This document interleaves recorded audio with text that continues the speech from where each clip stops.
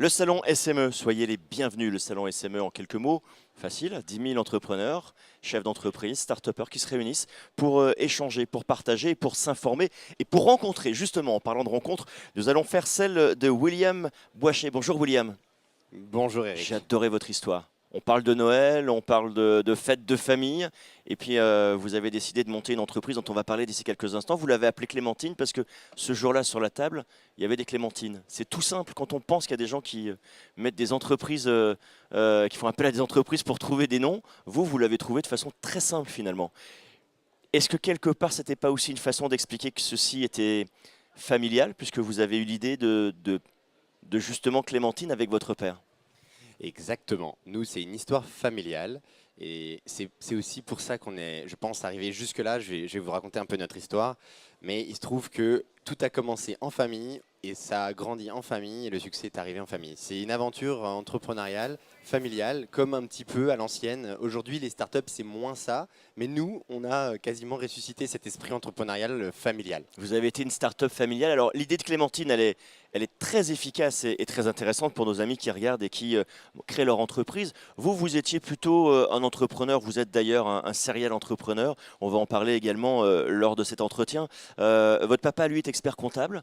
Et finalement, c'est un peu la réunification de vos deux univers parce que vous vous êtes dit, moi, j'ai des problèmes aujourd'hui. J'ai une société, j'ai du problème pour ma comptabilité. Voilà, c'est compliqué à faire. J'ai du mal à suivre.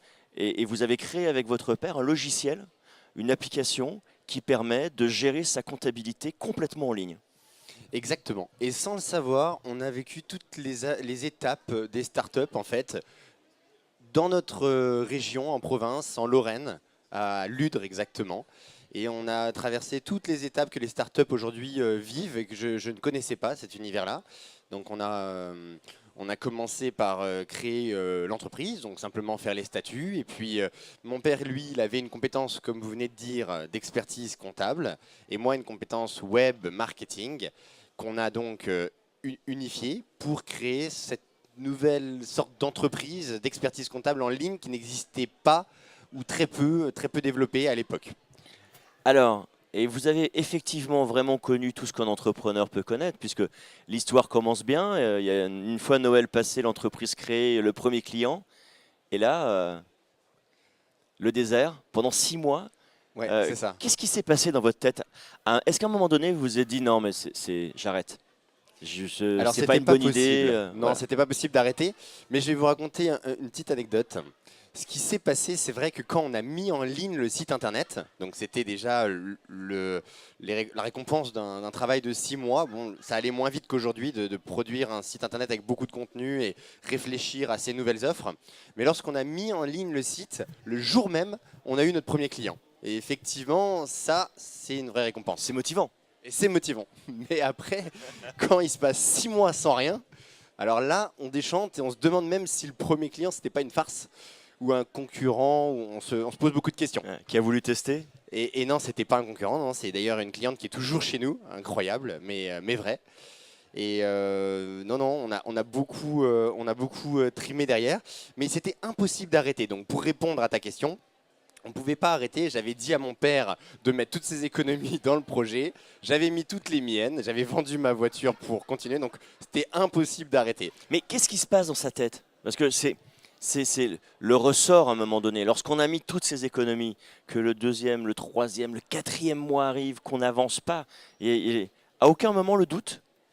Et si le doute en plus, lorsqu'on va voir la banque et que le banquier il nous dit oui, vous êtes bien sympa, on va voir plus tard, amenez-nous un petit peu de chiffre d'affaires, on en parlera plus tard. Une enveloppe de financement, quoi? Non, pas maintenant.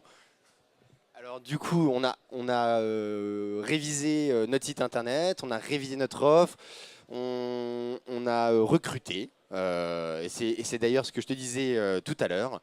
Le recrutement a été une pierre centrale de la réussite de Clémentine. Et on a fait venir des personnes de compétences qui nous ont permis de continuer en fait l'aventure avec plein de négociations. Je parle au niveau des fournisseurs, au niveau des salaires, au niveau des coûts des loyers, du loyer qu'on avait. Beaucoup de choses qui nous ont permis de continuer l'aventure. Et il y a eu le déclic. Le déclic est arrivé Qui s'est fait comment? Alors, le déclic est arrivé grâce à l'unification de toutes ces C'est une compilation de petites compétences mises les unes derrière les autres qui ont fait qu'à un moment De ces donné... petits efforts Ouais. qui tous cumulés l'un après l'autre exactement ont permis de construire quelque chose et qui s'est ressenti finalement sur le web. Donc les clients ont vu que derrière il y avait un vrai service. L'équipe, j'avais 3-4 personnes qui nous entouraient, mon père et moi, ont vu qu'on était très motivés, qu'on lâcherait pas le bébé en route. Et elles ont accroché, donc on s'est battu. Et chaque prospect, on ne l'a pas laissé passer. On s'est battu pour avoir chaque prospect, Donc- chaque client. Il y avait un taux de conversion d'ailleurs à l'époque très élevé.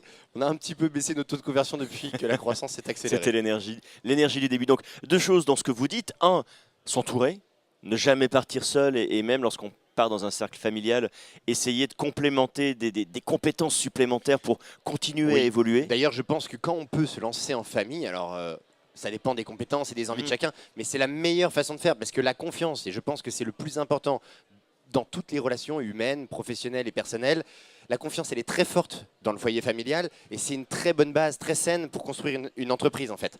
Mais c'est vrai que derrière, ensuite, il faut bien s'entourer à la fois de compétences et de personnes motivées. Et c'est là que devient finalement, arrive la deuxième problématique, c'est le bon recrutement. Et surtout, lorsqu'on a motivé son équipe, on a fait le plus gros du boulot, non? Alors la motivation, c'est aussi quelque chose. Ça, Ouais. c'est sûr. Je ne sais pas si c'est plus du leadership, du management. Bon, c'est sûr, ça s'apprend. Et le charisme peut aussi se cultiver, je pense. Mais il est évident qu'on ne peut pas mener une entreprise avec des salariés sans avoir un peu de charisme et emmener son équipe dans un projet motivant. Nous, lorsqu'on leur a parlé, les premiers salariés, lorsqu'on a commencé Clémentine, ils ne savaient pas ce que c'était la comptabilité en ligne, l'expertise comptable en ligne, avec les logiciels automatisés comme aujourd'hui ils le sont sur le marché. Ça ne parlait à personne, aucun candidat n'était emballé par ce projet. Donc il a vraiment fallu motiver sur d'autres aspects.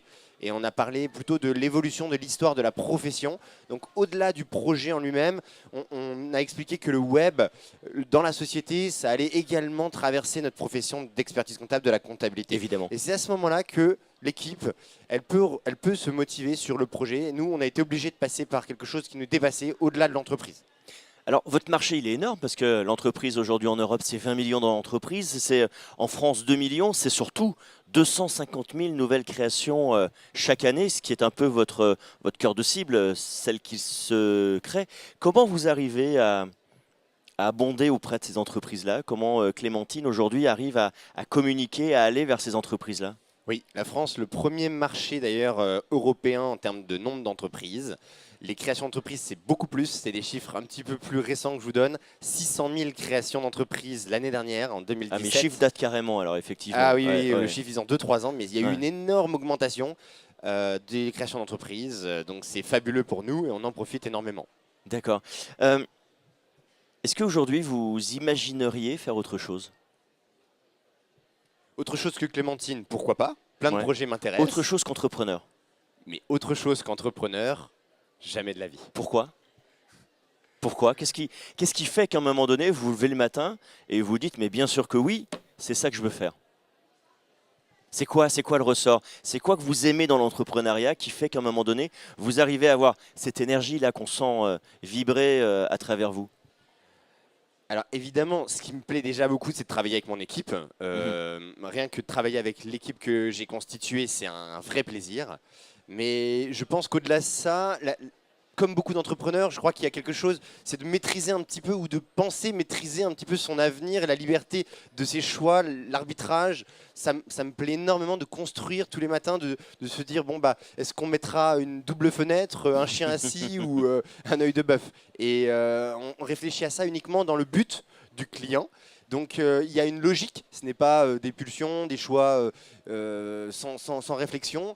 On a des réunions qui portent sur ces réflexions. C'est très intéressant de construire quelque chose qui sert aujourd'hui à des entrepreneurs, à des personnes comme nous, qui ont les mêmes besoins que nous, de gagner du temps, donc d'être plus performants dans leur entreprise. Et ça, c'est pour moi une vraie satisfaction. Tous les jours, je ne me pose pas du tout la question de faire autre chose qu'entrepreneur.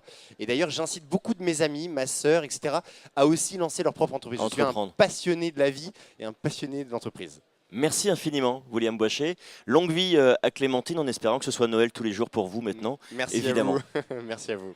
À très bientôt également derrière votre écran, en espérant vous avoir donné quelques pistes et un peu de motivation dans l'entreprise. Ça tombe bien, nous sommes ici dans le cadre du salon SME À très bientôt.